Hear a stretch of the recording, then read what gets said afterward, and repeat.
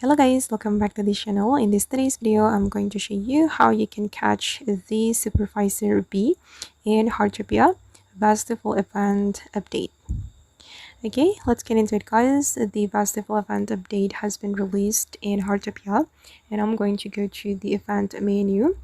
Okay, and for the Festival event guys, we have the insect catching challenge, and as you can see here that we need to catch 10 Script Supervisor Bees.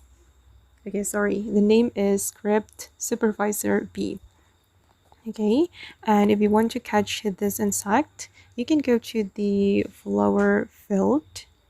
So this is the place where you can find the Script Supervisor Bee, and this is the bee.